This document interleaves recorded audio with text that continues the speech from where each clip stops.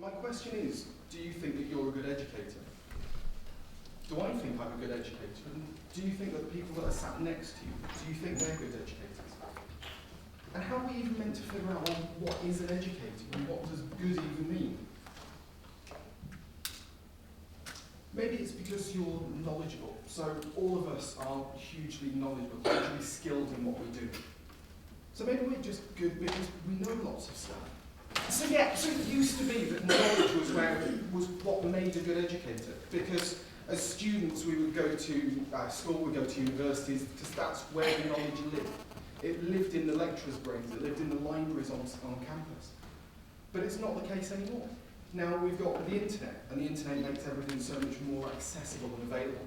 We've got Wikipedia that answers pretty much every question in a pub quiz. We've got Twitter and social media that push all of this information to us to start making us ask questions. So maybe knowledge isn't what makes a good teacher anymore. What about if you're liked? What about if your students see you as favourable and they rate you highly on their evaluations? But actually, how objective are our students? So there's a couple of parts that really affect how useful their judgments are.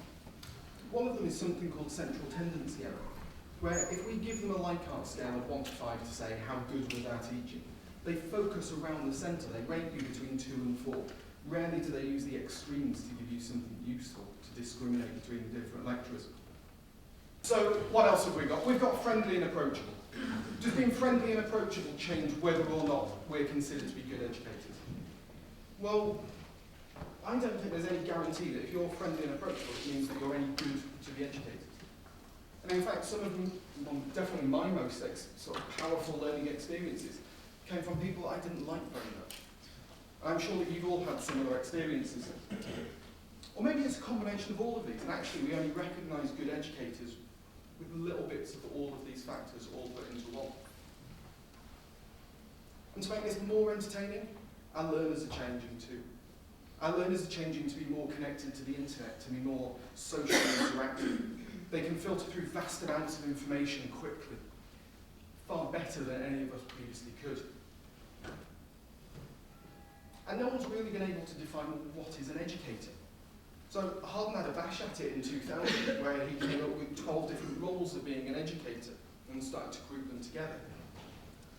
But we all teach in different environments, and we teach different content areas, and we teach at the bedside, and we teach practical skills in lectures.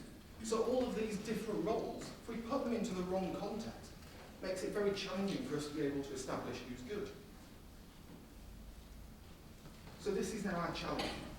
We have different types of educators working in different environments, delivering different medical content, and yet we've still got to try and identify what is a good educator. So let's start off looking at, well, what is an educator? And more importantly, what type of educator are you? How are you able to identify what your strengths are and what your weaknesses are? And there's a couple of sort of tools online that might be able to help us do this. The first is something called the Teaching Perspectives Inventory. And the Teaching Perspectives Inventory is a questionnaire. And you fill in this questionnaire, there's about 45 questions in there. You do it over a beer, it's all good. And at the end point, it generates a graph like this.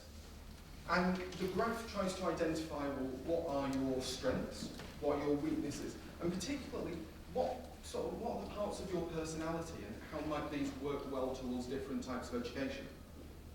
And the groups then separate out to be, so transmission. Transmission is where content is king, where you're a complete purist and you just want to deliver knowledge. There's then the developmental group, which is progressive introductions into higher levels of responsibility. You've then got the apprenticeship part, and the apprenticeship part is it slow increases in knowledge or expectations for your students. You've got a nurturing role, which is supportive. It's allowing people that environment where they feel comfortable and able to make mistakes but feel safe that they can. And finally, there's social reform. And social reform, I think quite a few of us might sit into as well, where it's being critical. It's questioning everything that everyone else tells you. It's almost like the purest part of evidence-based medicine there. Now, your second tool that you can use is this. And this is the Stafford Evaluation of Teaching profile. And the Stafford Evaluation of Teaching looks, rather than your personal perspectives, it looks at what your personal sort of teaching styles might be, what might be your strengths. So, once again, it's a questionnaire, and then you produce this hexagon in the middle of all of it. And this hexagon sort of suggests, well, are you a one-off teacher? Is that where you live? Is that where you enjoy? Are you a big a pure curriculum deliverer, or are you a big conference speaker? Now, neither of these tools actually give us necessarily an answer of what is good and what is a good educator, but what it does do is it helps you to identify some of your strengths.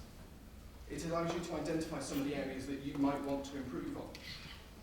And maybe I identify some of the times when education didn't particularly work that well, and maybe this is part of the reason. So we've now started to get an idea, a glimpse into what sort of educator we are. But how do we know what good even is? So within emergency medicine, we've at least had 2 papers that kind of helped with this. And they looked at it from the 2 opposite ends of education. They looked at it from what do educators who've won teaching awards, what do they think is good? And then there's also, well, what do learners think of it? What do learners want out of their emergency medicine educators? And there was quite a lot of crossover, fortunately, to give us 6 sort of common themes on what is considered good. So your first part is recognise that all of your students are unique. All of them have got their own different backgrounds, they've all got their own different needs, they've got their own different sort of comfort levels and areas that we want to develop them. And all of this starts with a conversation. The conversation is, hi, how are you? What did you do before you started? And the more we know about those individual learners, the better we are to educate them, because we can make the content mean something to them. We can give them adequate challenge and push them so that they're not overwhelmed, but they're tested. And we can give them appropriate levels of supervision as well. And as part of this conversation, we also develop a relationship with our learners. And this relationship is really strong because it allows them to then feel comfortable in being able to ask questions and explore areas that they don't feel particularly comfortable already. So next we've got time.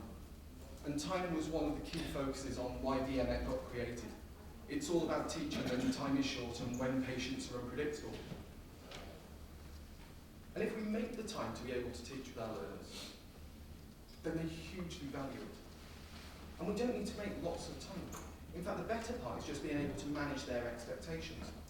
So we walk into a shift and we know it's busy. Well, let's start the conversation with, it is busy and this is what we're going to be able to achieve today. We're going to be able to teach in short bursts. We're going to be able to direct you towards patients that have got interest in clinical science, or we can teach within sound bites. Or if the department's quiet, because it might happen, you never know, you could actually sit down with them and say, you know what do you want to learn? And now let's tailor that learning towards them and what's interesting to them and useful. Next, it's all about attitude. And all of us here have an incredible attitude to education. We've all taken time out to go, you know what, I want to make this better. But our attitude needs to be approachable, it needs to be encouraging. It's open to questions and allows students to feel comfortable to question and also supported when they're starting to make an answer that might be wrong. Feedback next. And we all know that feedback is essential, okay? I'd love for us to all have scorecards, I think it would be brilliant. Okay? However, if we can get feedback working well, then not only can we deliver good feedback to our students that's timely and constructive and objective, but if it's less than, bless you, but if it's less than positive feedback, well, we can do it in private instead.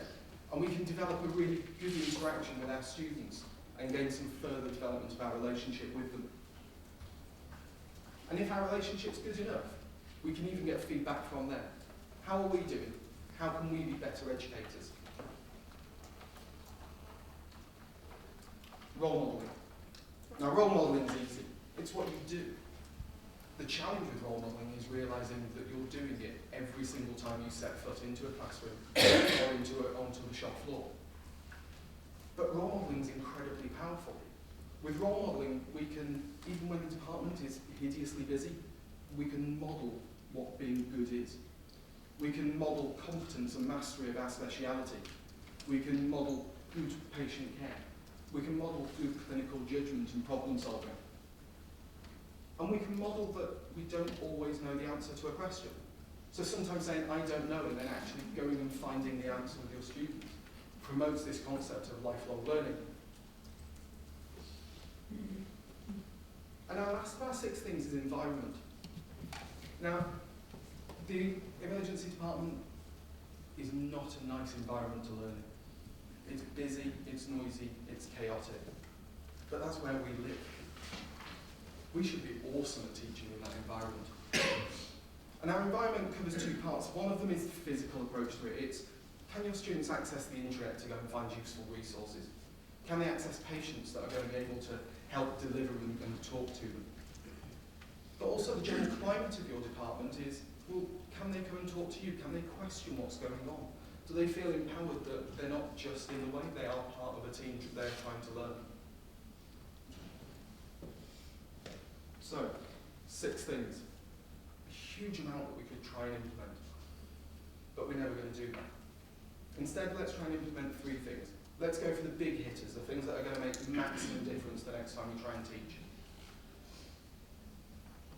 So we're going to work as a team.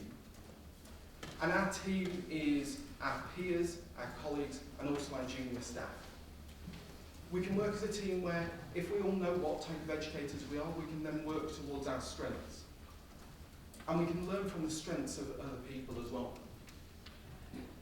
If we work as a team, we can each observe each other's teaching, both on the shop floor and in the classroom, and give supportive feedback to each other so that we can constantly develop. But in our team, if we look at our juniors as well, we can get feedback from them so that we can be constantly improving there too. Next is role modelling. And role modelling is just be the change that you want to see. If whatever characteristic you would like your students to be learning, display it and develop it. So whenever the department's busy, you can be constantly modelling what it is to be a good doctor, to be a good educator, and to be a good learner. And above all else, inspire them.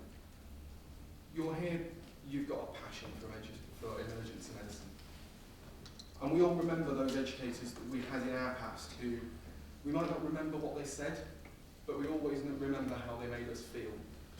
The ones that excited us about speciality. The ones that infused us and made us want to go away and learn more. They're the educators that changed us and made us who we are today. All of you are those educators. Thank you.